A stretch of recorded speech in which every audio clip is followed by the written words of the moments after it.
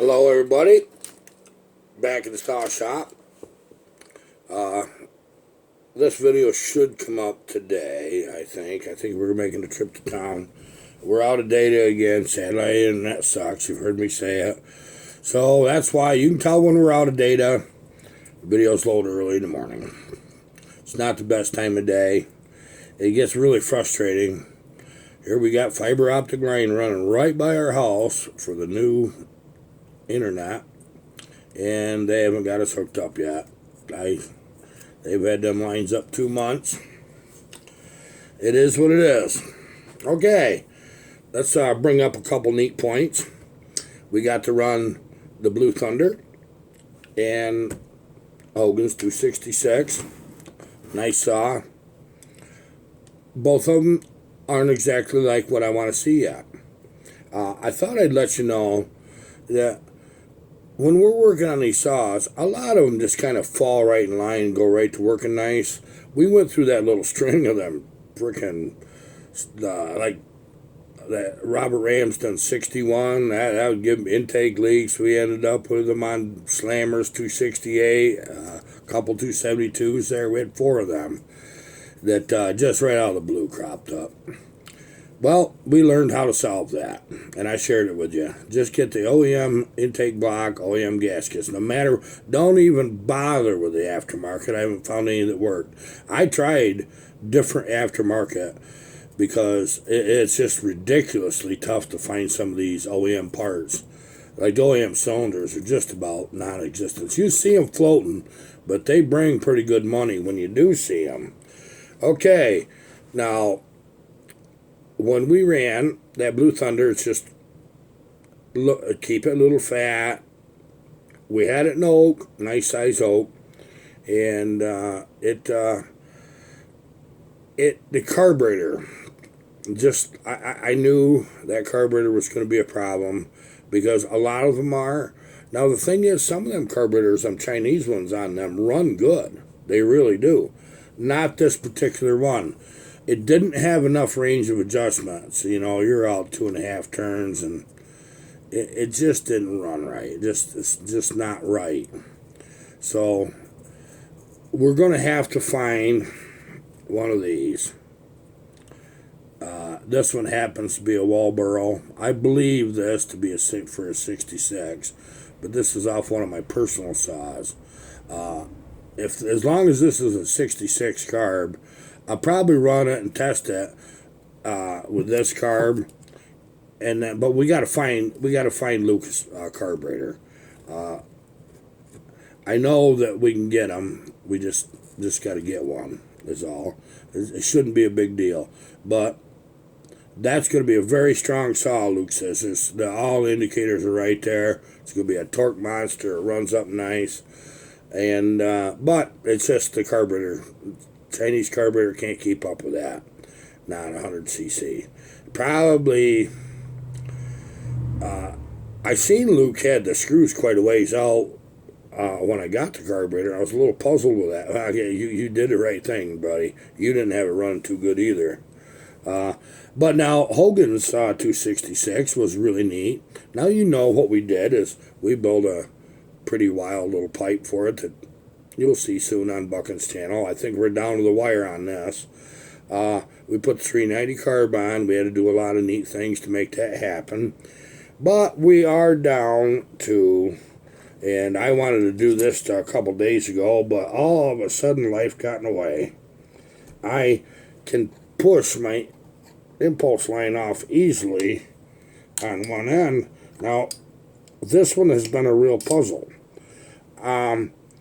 This line here that I put on, we buy this stuff in rolls, this Tyvek.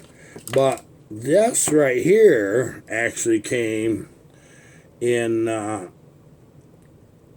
package with a carburetor kit or something. It was unknown. I don't know what this is. This is a generic version or something.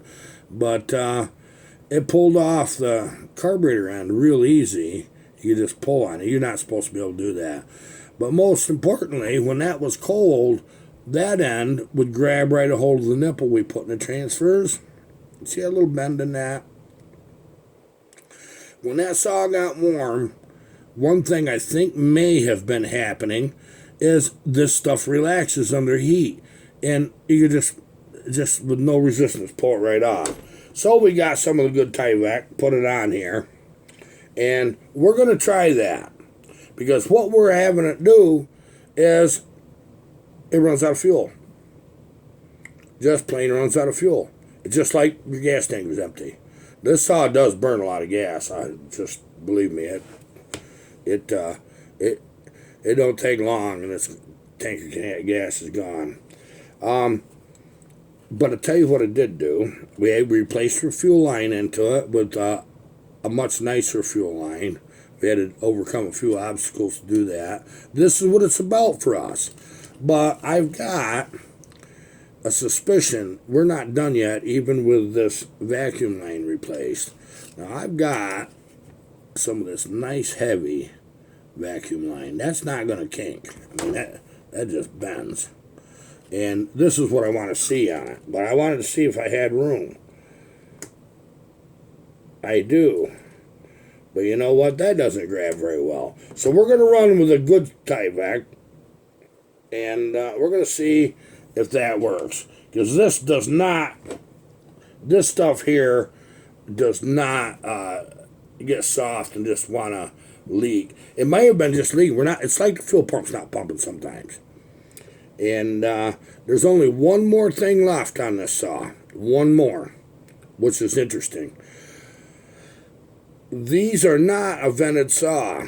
It runs about long enough that, like saws that are vented that need to be vented, and that vent gets plugged, they just kind of lean out and quit or start acting up. It runs just that long. We might need to vent this gas tank. Now, this shouldn't be too hard. It really shouldn't, because what I've got here, if I can get the darn thing out of this hose, I just happen to get lucky. And I do not in any way want to drill into that gas tank and without a really good way of doing it. And but I've got a way to do this. It's pretty easy. I'll show you. I've mentioned this product before.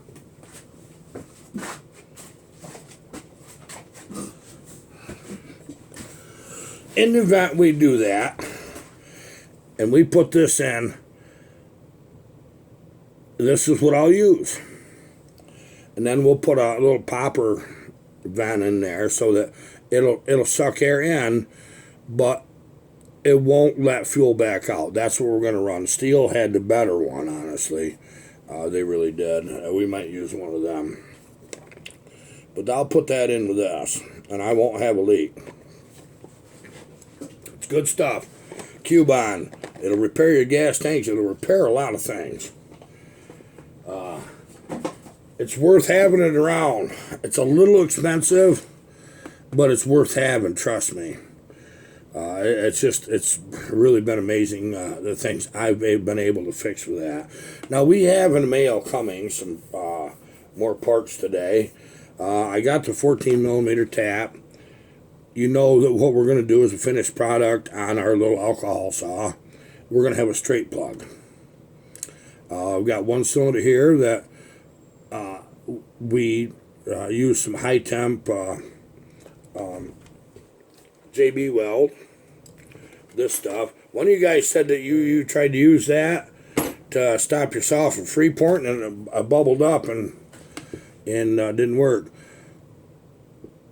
Yeah, crazy, huh? You don't know what works and what don't till you try it. But in this instance, I want to get a CC and a compression.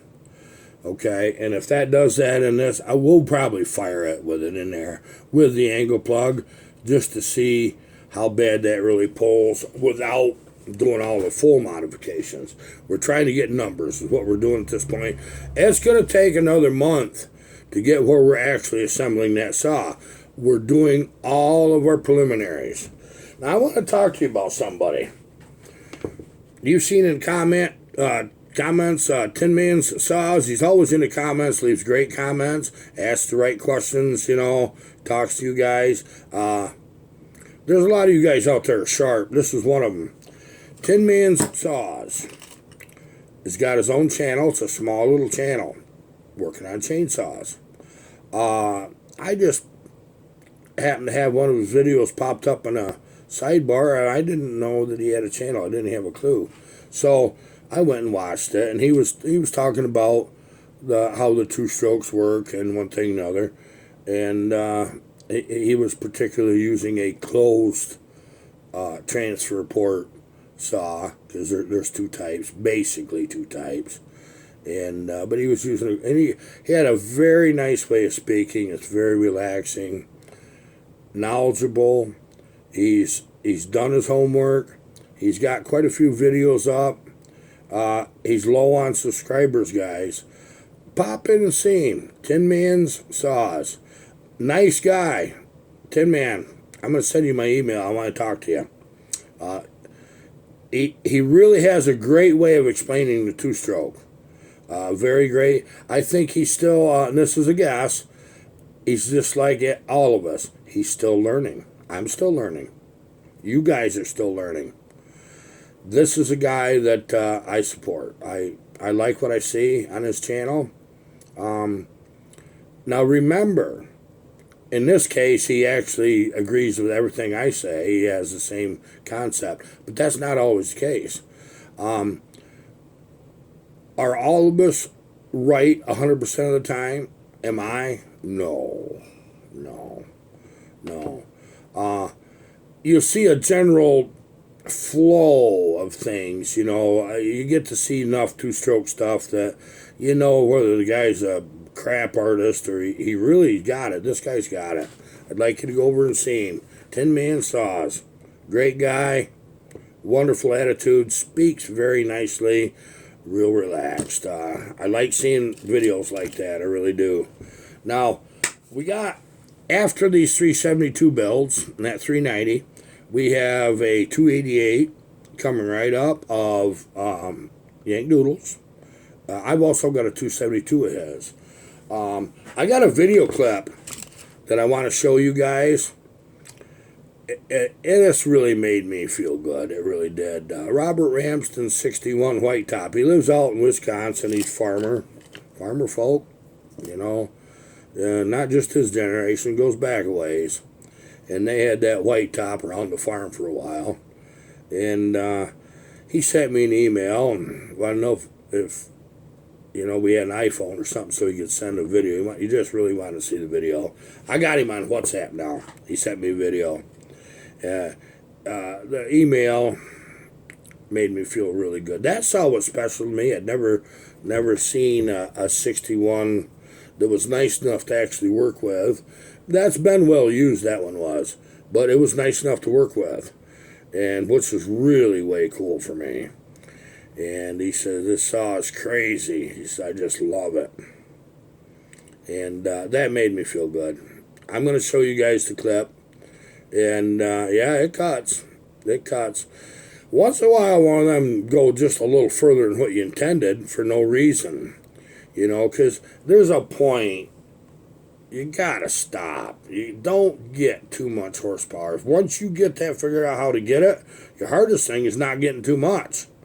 Because that eats saws alive. Well, I built about 4 or 5 of them things in this last year with that set of numbers, and they all run remarkable. They're really nice. They're easy starting. Daryl's saw is one of them there, Burgess.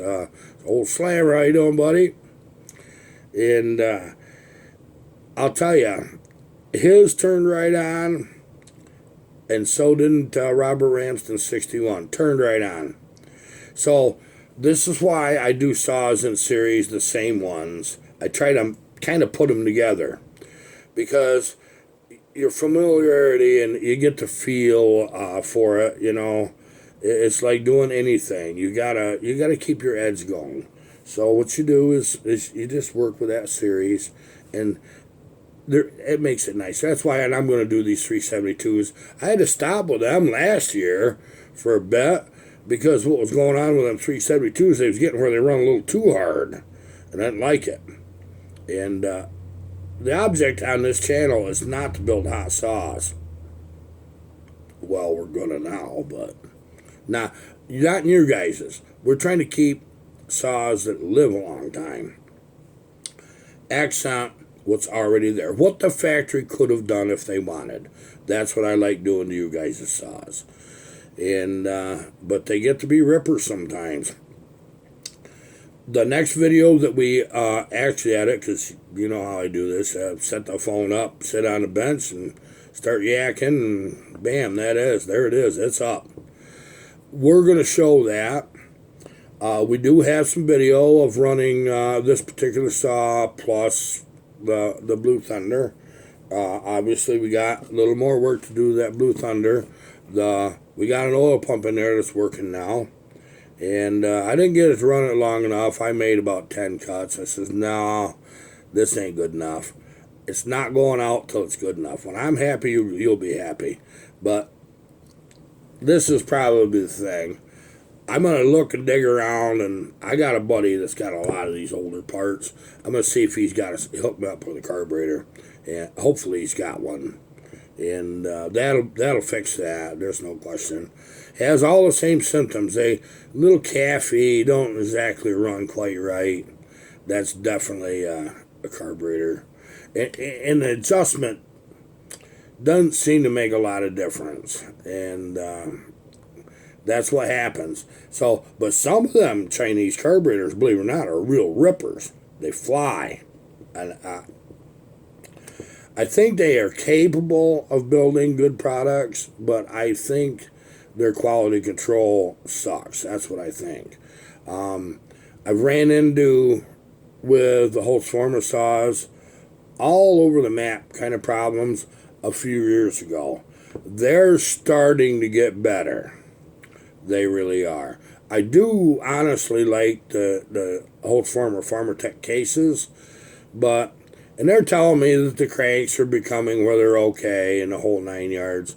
Well, after working with them earlier ones, no, the cranks ain't. They're too soft. And I'm going to tell you how to tell. If you think I'm joking with you, take yourself a 3/4 file, one of these little jokers. You run that across that crank on one of the counterweights, or right across that rod on the bottom. And if that you can't make that cut, it's probably going to hold up. But what you're going to find out is they're softer. Cranks are harder than you think. They really are. You're not gonna. You might make a little shine on one, a good quality one, but you're not gonna freely cut it. I don't know if I got one of them. Every time I get one of them Chinese ones, let me look. No, I don't have one. I keep them in that drawer right there once in a while, just to show for an example. But I don't even have one here. First thing I do is I toss the darn things because I don't want it around. They look too good, but they're not good in my eyes. I think at some point they're going to have that all figured out, though. I made a decision, kind of a hard one for me. You know that alcohol saw that we're going to do some in stages. We're going to just keep building new stuff into it, and we're going to sort out of all the things I've told you that we want to try and want to try to accomplish. We're going to sort out what's necessary and what's not, because quite honestly, you can't even a play toy saw, something that's just a real hard ripper like an alcohol saw is. You gotta let it live for a while. And there's only so much that them cranks and bearings will take. Only so much. But I think what I can do is sacrifice torque, gain a little bit of RPMs, peak my RPMs up around 3,000 higher in the cut with only like a 1,500 RPM difference. I think we're going to run that about 14.5. Is what I'd like to see it at that and have it in the cut at about 13,000. That's what I'd like to do. This is my goal. But if it's 12.5 in a cut, I'm not going to chase that other 500 RPMs. Change speed's what makes you cut. You know that. But we went through this before, and I'm going to tell you again. The biggest performance gain you can possibly get with any saw, in my eyes, is learn how to sharpen the darn thing. Get it really good. That's a big gain. In a lot of cases, if you just get your exhaust gases out of your muffler, you don't need something crazy. Just get the heat out. Let that thing breathe. Because if it'll breathe, exhaust will go out. It'll draw more intake in naturally. It really will. So, for those of you that's a little nervous about wanting a port, but you got one you're going to put a aftermarket top end on or something, try to do a base gasket delete. You'll get a pretty good gain right there, honestly. Open your muffler up. Learn how to sharpen. Them three things alone will give you some serious gains. But the sharpening thing is the most important. Now, if you want to know my opinion, the guy that makes the best sharpening video is Buck and Billy. He has got a knack for making that video. And he's done this a long time. He knows how to sharpen a saw just like anybody that's worked a long time in the woods.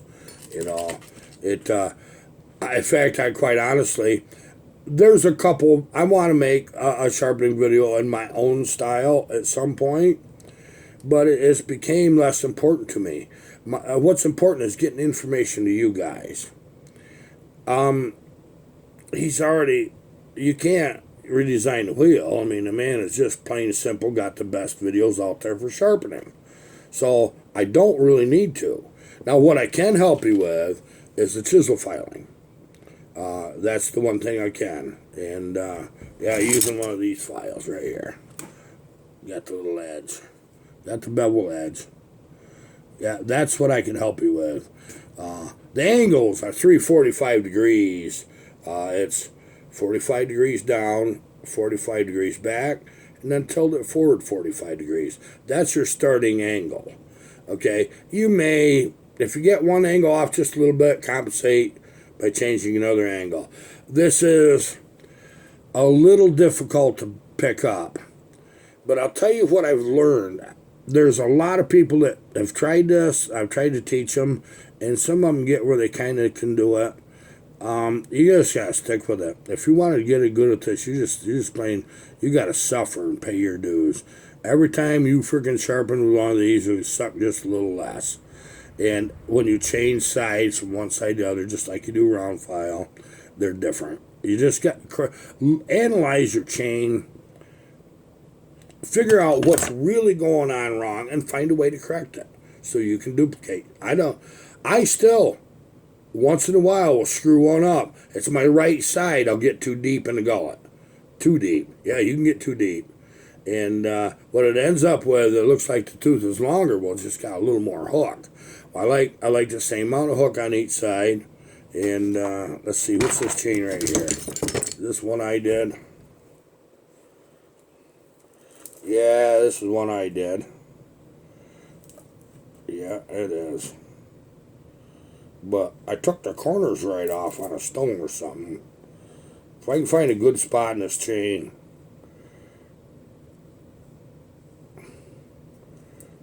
Yeah, right there. This is a full skip. Here's my two angles on my top plates. That's the angles I use. And you can see that the hook is the same. It's the same hook. And across the strap, that stays nice and even. You know. And I file my rakers, my depth gauges flat like that for a reason. When that chain gets back a ways, that flat makes that, instead of being pointed, the flat helps guide that over each ring. Because when that point, especially in the softwoods or large ringed hardwoods, if it comes up to an angle, the tooth is going through just like this. You know, that's how it's cutting. You don't know that. But when you get that flat, what it does, it actually pulls that tooth up out of your bar when you got everything right. And it frees up horsepower. This is what the whole trick of that is. You're trying to free up your horsepower. And we're in the process of weighing pistons, getting them figured out because we want the lightest piston we can get that's the strongest for the alcohol saw.